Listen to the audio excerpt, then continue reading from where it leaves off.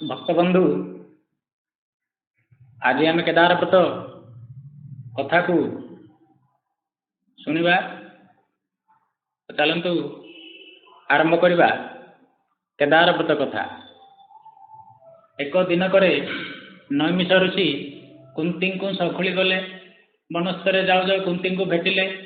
कुंती को कुशल पूछिले। कुंती कहले कि कुशल कहबी दुर्योधन राज्य रे राजा है आंभ सहित पुत्र माने वनवास गले अति दुख पाइले। यह शुणी नैमिष ऋषि कहले एबे तुम्भे माने केदार व्रत कर। यह शुणी कुंती कहले से व्रत केउ जुगे केउ काले केहु करथिले केउ रूपे से व्रत करती। यह शुणी ऋषि हरसरे कहले एबे शुणिबा हुंतु। पूर्व काले सत्य जुगरे ए व्रत स्वर्गर अपसरी माने करती। एबे तुम्बे ए व्रत कर। कार्तिक पूर्णिमा दिन ए व्रत करिब। सर्वत्र रुद्रमंडल काटिब। तत्परे ईश्वर पार्वती स्थापिब। नंदी भ्रुकुटी द्वारे स्थापिब। 21 क्षीरे व्रत करिब। व्रतरे 21 गंठी पकाइब। 21 नाड़ दुब करिब। 21 गुआ करिब। उपमारंग दांत काटी 21 खंड करिब। 21 फड़ा हलदी करिब। 21 वर्णर फूल करिब। बट फल 21 करिब। बर अहल चेर 21 खंड करिब। 21 पान पत्र करिब।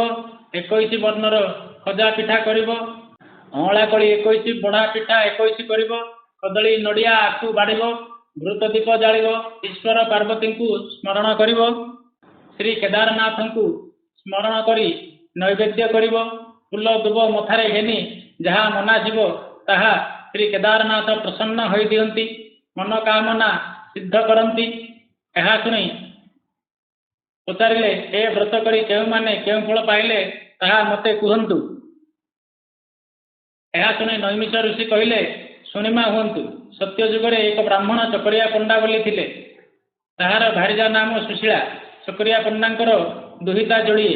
गोटिकर नाम भाग्यवंती और अन्यटीर नाम पुण्यवंती। अति दरिद्र। गोटे गाँ गले माने मिले 10 गाँ गले माने मिले। खाइबा को पेज नहीं। पिंधिबा को कना नहीं। दुहिता जोड़िक छिंडा कना गंठी पकाई पिंधुतांती। अति कष्टरे दिन बंचती। बनरू घसी गोटाइबा को जाउतांती।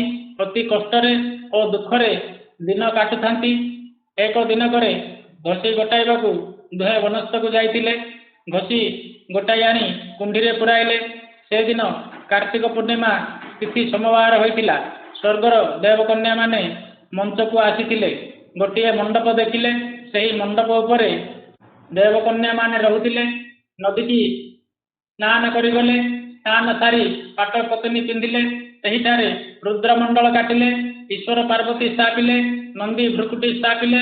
केदारनाथ को स्मरण कले।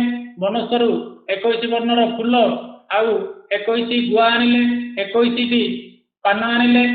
21 बरफल आनिले। 21 खंड बरहल आनिले। 21 अँला कली आनिले। 21 दुब आनिले। बरहल को 21 गंठी पकाई व्रत कले। कदली नड़िया आखु पूजा कले। केदारनाथ को स्मरण करी धूप दीप देले। नैवेद्य कले। हुलहुली देले। हेमंत समय चकरिया पंडांकर 2 झील देवकन्या को देखा गले। देवकन्या माने पूजा सारी दुब कंदूल मथारे घेनिले। व्रत बाहुरे बांधिले। केदारनाथ गोसाई को साष्टांग होई दंडवत कले। पूजा प्रसाद आनंद पाइले। हाथ धोइबा को बाहर कोइले। चकरिया पंडार 2 झील सेठारे ठिया होइछंती। तांकु देखी देवकन्या माने पचारिले तुम्भे किए से कह। राक्षसी की पिशाची भूत की डाहाणी कह नहिले चाप देबू तुम्भे जलिजीव। ताहा शुणी चकरिया पंडार 2 झील घसी चकई थई गोड़ तले पड़ी कहले आंभे डाहाणी राक्षसी भूत किंबा पिशाची नहु। चकरिया पंडार 2 झील आंभे घसी पाई आसीथिलु। पद्म सरोवर देखी रहिलु। आंभ घरे खाइबा को पेज नहीं। पिंधिबा को कना नहीं। ताहा शुणी अप्सरी बोइले तुम्भे केदार व्रत कर नाही कि। यह कही सेई 2 भौणी को 2 खंड व्रत दे कहले तुम्भे 2 भौणी केदार व्रत कर। यह कही देवकन्या माने स्वर्ग को चली गले। ଚକରିଆ ପଣ୍ଡାର ଦୁଇ ଝିଅ ସ୍ନାନ କରିଗଲେ। ପିନ୍ଧିଥିବା କନା ଦିଖଣ୍ଡି ହୁଡ଼ାରେ ରଖିଲେ। ସ୍ନାନ କରି ଆସି ଦେଖିଲେ ସେ କନା ଦିଖଣ୍ଡି ପାଟ ପତନି ହୋଇଛି।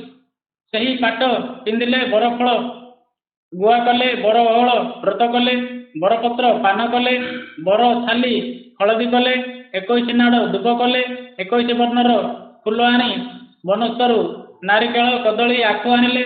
ଶ୍ରୀ କେଦାରନାଥଙ୍କୁ ସ୍ମରଣ କରି ଓଷା ପୂଜିଲେ, ଅର୍ଘ୍ୟ ଦେଲେ, ହୁଳହୁଳି ଦେଲେ, ଫୁଲ ଦୁବ ଘେନି ବ୍ରତ ଲଗାଇଲେ,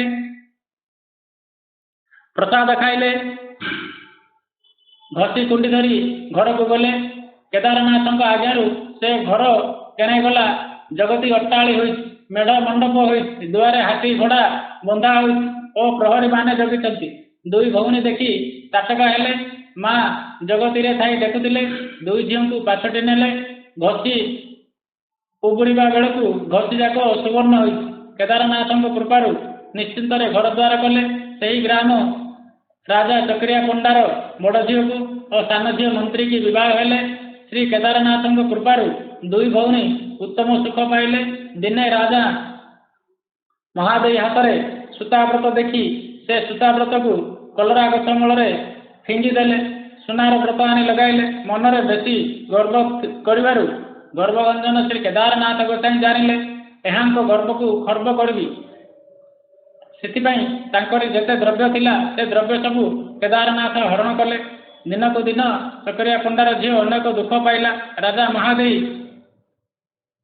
ଭିକ୍ଷା ମାଗିଲେ।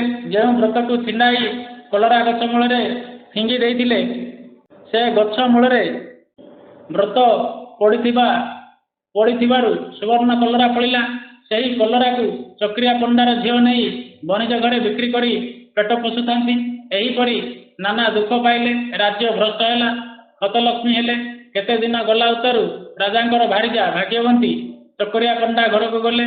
ଭାଗ୍ୟବତୀକୁ ମାତା ସୁଶୀଳା ପଚାରିଲେ, ତୁମ୍ଭେ କି ହେତୁ ହତଲକ୍ଷ୍ମୀ ହେଇଛ? ଏହା ଶୁଣି ଭାଗ୍ୟବତୀ କହିଲେ, ରାଜା ସୂତାର ବ୍ରତ କାଢ଼ି ସୁନାର ବ୍ରତ ଲଗାଇଲେ। ସେ ବ୍ରତ କଲରା ଗଛ ମୂଳରେ ପକାଇଦେଲେ। ସେହି ଦିନଠାରୁ ହତଲକ୍ଷ୍ମୀ ହେଲା। ସୁଶୀଳା ଏହା ଶୁଣି କହିଲେ, ଚାଲ କେଉଁଠାରେ ବ୍ରତ ଫିଙ୍ଗିଛ ତାହା ଆଣିବା। ସେ କଲରା ଗଛ ମୂଳରୁ ବ୍ରତ ଆଣି ବାହୁରେ ବାନ୍ଧିଲେ। ଓଷା ପୂଜି ଦୁବ ପ୍ରସାଦ ଘେନିଲେ। ସେହି ବ୍ରତ କରିବାରୁ ସର୍ବଶୁଭ ହେଲା। ରାଜା ରାଣୀ ସୁଖରେ ରହିଲେ। ଏପରି କେତେ ଦିନ ଉତ୍ତାରୁ କାର୍ତ୍ତିକ ପୂର୍ଣ୍ଣିମା ପଡ଼ିଲା। ସେଦିନ କେଦାର ବ୍ରତ ପୂଜିବା ପାଇଁ ଭାଗ୍ୟବନ୍ତୀ ସକାଳୁ ସ୍ନାନ କଲା। ଶ୍ରୀ କେଦାରନାଥଙ୍କୁ ସ୍ମରଣା କଲା। 21 ବର୍ଣ୍ଣର ଫୁଲ କଲା, 21 ଦୁବ କଲା, 21 ଖଣ୍ଡ ଅପା ମାରଙ୍ଗ ଦାନ୍ତକାଠି କଲା, 21 ଗୁଆ କଲା, 21 ପାନ କଲା, 21 ବର ଫଳ କଲା, 21 ଖଣ୍ଡ ବର ଓହଳ କଲା, ଅଁଳା କୋଳି 21 କଲା, 21 ଫଡ଼ା ହଳଦୀ କଲା, ଖଜା ଓ ବରା ପିଠା 21 କଲା, କଦଳୀ ନଡ଼ିଆ ଆଖୁ ବାଢ଼ିଲା। 21 କ୍ଷୀରରେ ବ୍ରତ କରି ସେହି ବ୍ରତରେ 21 ଗଣ୍ଠି ପକାଇଲା। ଗୃହ ଲିପା ପୋଛା କରି ସର୍ବତ୍ର ରୁଦ୍ରମଣ୍ଡଳ କାଟିଲା। ଈଶ୍ୱର ପାର୍ବତୀ ନନ୍ଦୀ ଭୃକୁଟିଙ୍କୁ ସ୍ଥାପିଲା। କେଦାରନାଥଙ୍କୁ ସ୍ମରଣ କଲା। କଥା ଶୁଣିସାରି ଓଷା ପୂଜିଲେ, ଦୁବ ପ୍ରସାଦ ଘେନିଲେ। ଏପରି ଓଷା ପୂଜା ଭାଗ୍ୟବନ୍ତୀ କରିଥିବାରୁ କେଦାରନାଥ ପ୍ରସନ୍ନ ହେଲେ। ରାଜା ରାଣୀ ଅତି ଆନନ୍ଦ ହୋଇ ସୁଖରେ ରହିଲେ। ରାଜ୍ୟ ପାଇଲେ। 7 ପୁତ୍ର 3 ଦୁହିତା ହେଲେ। କେଦାରନାଥଙ୍କ କୃପାରୁ ସୁଖରେ ରହିଲେ।